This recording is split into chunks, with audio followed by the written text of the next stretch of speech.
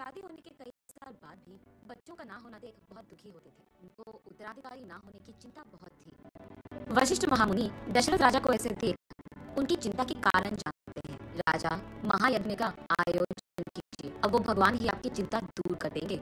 ये कहकर अगले ही दिन दशरथ राजा और वशिष्ठ मुनि मिलकर महायज्ञ का शुरुआत करते हैं। यज्ञ के दौरान एक शक्तिशाली आदमी प्रसाद लेकर उस यज्ञ की आग से बाहर आता है।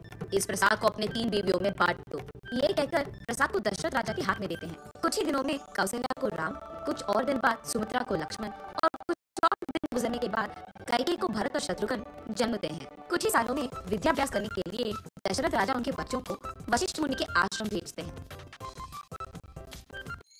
उनकी पढ़ाई के दौरान एक हादसा ऐसे हुआ था कि एक महायज्ञ को एक राक्षस रोकने की बहुत कोशिश कर रहा था।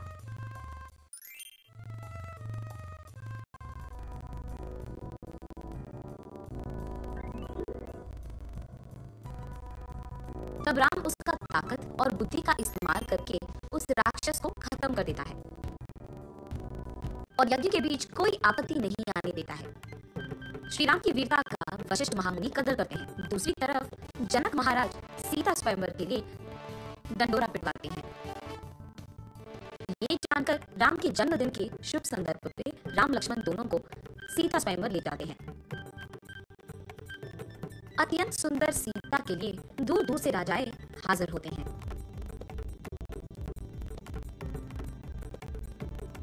वही मौजूद शिव धनुष को जो आदमी तोड़ता है, जनक महाराज कहते हैं कि वही आदमी सीता के पति बन पाएंगे।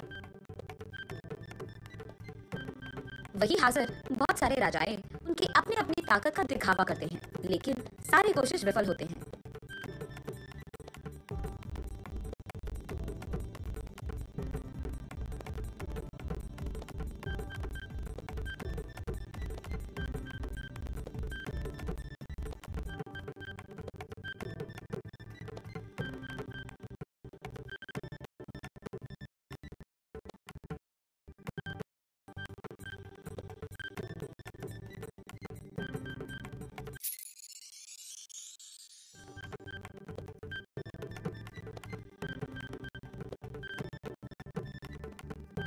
तब वशिष्ठ महामुनि के आदेश के अनुसार राम उस शिव धनुष को एक बड़ी ध्वनि से तोड़ देते हैं।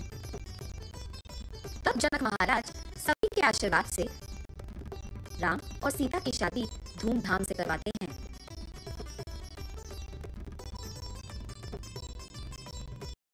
उसके बाद वो दोनों उनके घर अयोध्या